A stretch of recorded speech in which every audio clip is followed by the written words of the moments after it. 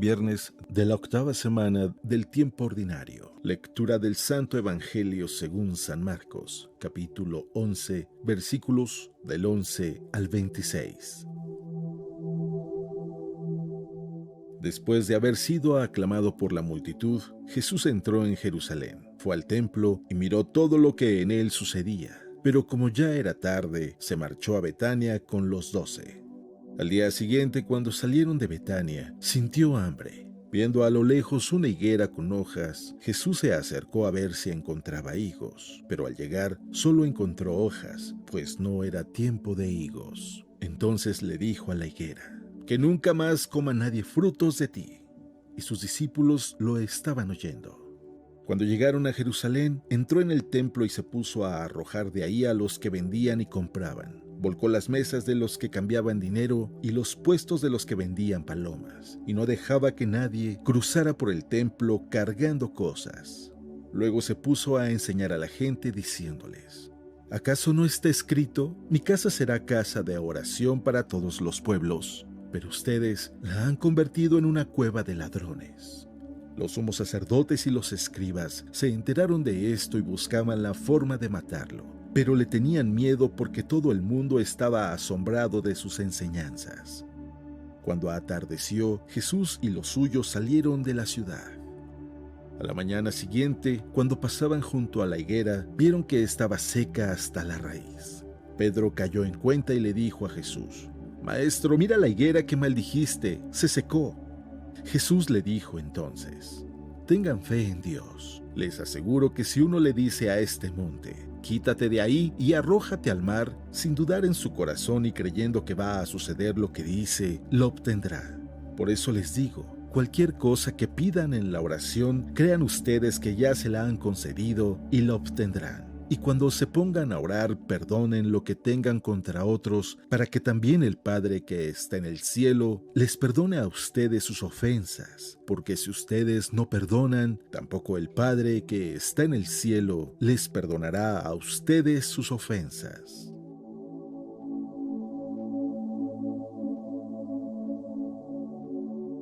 Palabra de Dios.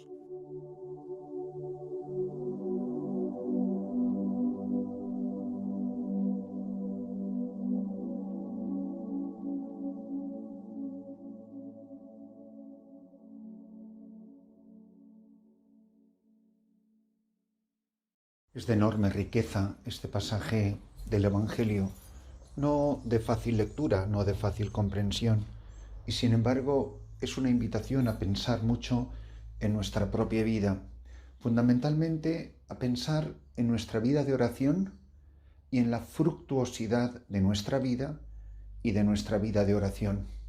Sí es verdad que hay muchos de nosotros que hacemos oración, y que hacemos oración abundante, y que hacemos oración asiduamente.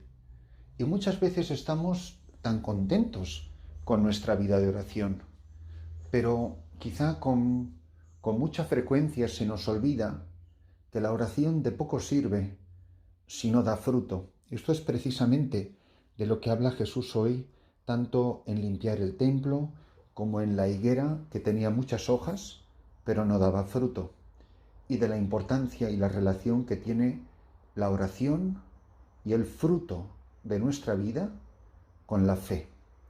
Estamos en Marcos 11:11. Después de haber sido aclamado por la multitud, Jesús entró en Jerusalén, fue al templo y miró todo lo que en él sucedía. Pero como ya era tarde, se marchó a Betania con los 12. Al día siguiente, cuando salieron de Betania, sintió hambre. Viendo a lo lejos una higuera con hojas, Jesús se acercó a ver si encontraba higos, pero al llegar solo encontró hojas, pues no era tiempo de higos. Entonces le dijo a la higuera: «Que nunca jamás coma nadie frutos de ti». Y sus discípulos lo estaban oyendo. Cuando llegaron a Jerusalén, entró en el templo y se puso a arrojar de ahí a los que vendían y compraban. Volcó las mesas de los que cambiaban dinero y los puestos de los que vendían palomas, y no dejaba que nadie cruzara por el templo cargando cosas. Luego se puso a enseñar a la gente diciéndoles: ¿acaso no está escrito: mi casa será casa de oración para todos los pueblos? pero ustedes la han convertido en una cueva de ladrones. Los sumos sacerdotes y los escribas se enteraron de esto y buscaban la forma de matarlo, pero le tenían miedo, porque todo el mundo estaba asombrado de sus enseñanzas. Cuando atardeció, Jesús y los suyos salieron de la ciudad. A la mañana siguiente, cuando pasaban junto a la higuera, vieron que estaba seca hasta la raíz. Pedro cayó en la cuenta y le dijo a Jesús: Maestro, mira, la higuera que maldijiste se secó. Jesús les dijo entonces: Tengan fe en Dios. Les aseguro que si uno le dice a este monte: Quítate de ahí y arrójate al mar, sin duda en su corazón y creyendo que va a suceder lo que dice, lo obtendrá. Por eso les digo, cualquier cosa que pidan en la oración, crean ustedes que ya se la han concedido y la obtendrán. Y cuando se pongan a orar, perdonen lo que tengan contra otros, para que también el Padre que está en el cielo les perdone a ustedes sus ofensas. Porque si ustedes no perdonan, tampoco el Padre que está en el cielo les perdonará a ustedes sus ofensas. Mirad, en el fondo, este pasaje evangélico es una síntesis preciosa de todo lo que Jesús ha enseñado a lo largo de los años respecto de la vida cristiana, no solo de la oración, sino de la vida cristiana en general. Y este recuento que hace este pasaje evangélico es lo que en el fondo encontramos sintetizado en la oración del Padre Nuestro, de tal manera que el Padre Nuestro es como una síntesis de todas las enseñanzas de Jesús, no simplemente una oración que él compone sobre el momento, sino una manera de recoger en una plegaria todo lo que él venía enseñando sobre la oración, sobre la confianza en Dios, sobre el perdón de los pecados, sobre la importancia de estar reconciliado con los hermanos para ser escuchados por Dios y para ser perdonados por Dios, de tal manera que Dios no nos perdonará si nosotros no hemos perdonado de corazón al hermano. Por eso hoy hay quizá tres aspectos, tres palabras que deberíamos de pensar si están bien armonizadas en nuestra vida. La oración es dedicarle tiempo a la oración. No es para entrar ahora en grandes disquisiciones o definiciones de la oración, porque no es el momento y no es el caso, pero dedicarle tiempo a la oración, abundante tiempo a la oración, oración comunitaria, oración litúrgica, oración personal, oración contemplativa, oración en silencio, oración vocal, oración la que sea, pero verdadera oración, con un aspecto muy importante, que es este de orar con fe, no simplemente decir palabras por decirlas, pero en el fondo no esperando nada y perfectamente convencidos de que nada va a cambiar, recemos o no recemos, simplemente rezando por costumbre o por hábito o por tradición religiosa.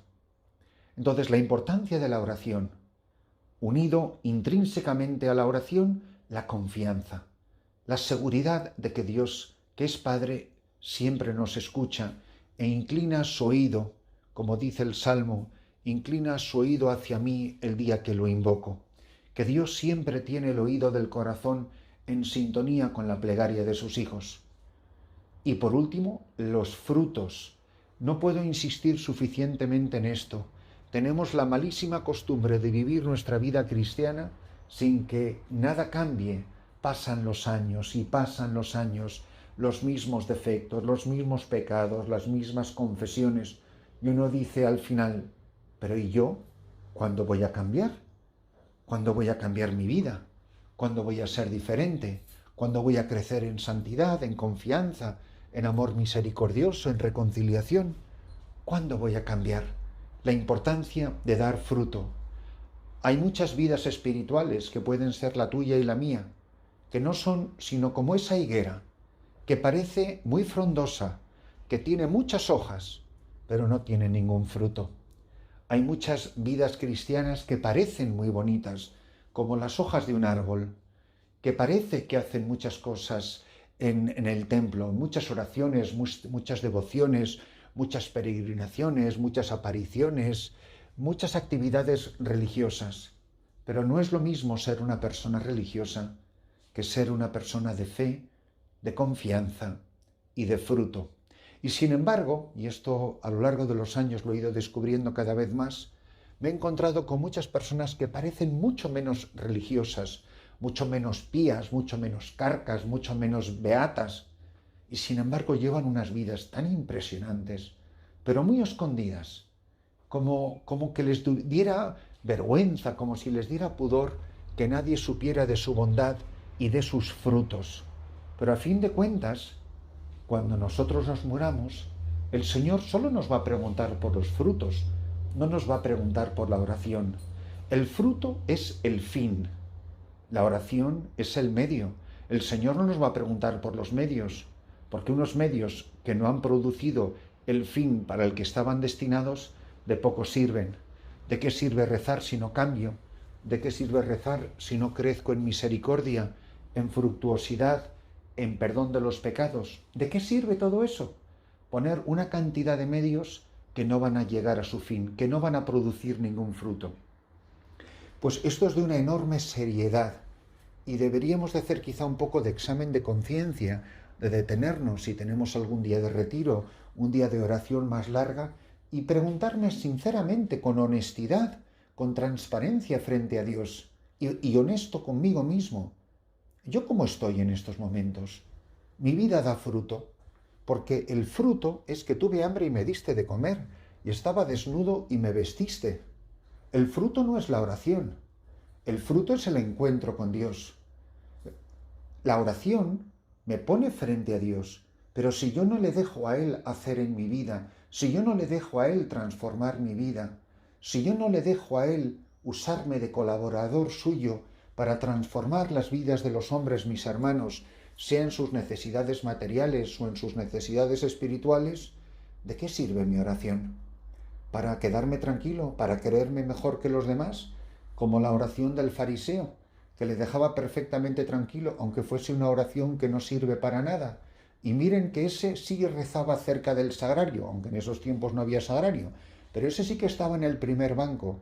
Ya puedo estar yo en el primer banco y creerme que soy mejor que los demás, porque sigo una serie de devociones y de prácticas y de ritos y de rituales. Pero si eso no produce fruto, si eso no cambia mi vida. Qué bien recuerdo a aquella misionera de la caridad, una de las primeras hermanas de la Madre Teresa que entró en la congregación y verdaderamente una persona maravillosa, la conocí hace muchísimos años. Ahora vive todavía, pero es ancianísima, tiene más de 100 años. Y recuerdo que hacía muchos años que no la había visto y al reencontrarme con ella, creo que fue en Roma, le dije, pues a modo de comentario simpático, le dije, pero qué alegría verla, hermana, es que está usted igualita que la última vez que le vi. Y se me quedó mirando muy seriamente y me dijo, padre, espero que no esté igual que la última vez que usted me vio. Lógicamente yo me refería con un comentario jocoso a su aspecto físico, que ya era bastante anciana. Pero ella me respondía por su interioridad. Yo espero haber cambiado desde la última vez que usted me vio. Qué bonita esa respuesta. Espero no haber sido la misma persona que fui la última vez que usted me vio. Y vosotros y yo, ¿somos la misma persona desde la última vez que nos vimos? ¿O hemos cambiado? Es decir, ¿estamos dando fruto o estamos dando cada vez más fruto? Porque lo que es precioso en la vida de los santos es que cuanto más ancianos han sido, más fruto han dado. Los santos no son los santos que miran hacia atrás y piensan que hace 30 años ellos habían dado tantos frutos, pero ahora como eran viejecitos ya no tenían fruto que dar. Todo lo contrario. Un santo muy anciano está en la cumbre de la santidad en su ancianidad, porque cada vez ha ido cambiando, se ha ido transformando, se ha ido dejando configurar con Cristo cada vez más intensamente, más profundamente. En la más absoluta ancianidad, cuando ya está un santo a las puertas de la muerte, es cuando su vida da más fruto. Puede que no sea la época de su vida en que haga más trabajos materiales, pero su santidad es el fundamento de su fructuosidad. Sin oración no hay santidad. La santidad y la oración no sirven para nada, ni son verdaderas, si no damos fruto. que no seamos como esa higuera que maldijo Jesús, que nos dejemos purificar como Jesús purificó el templo hoy, para que nuestra oración sea testimonio de nuestra conversión y nuestra conversión sea testimoniada porque en nuestra vida da fruto abundante.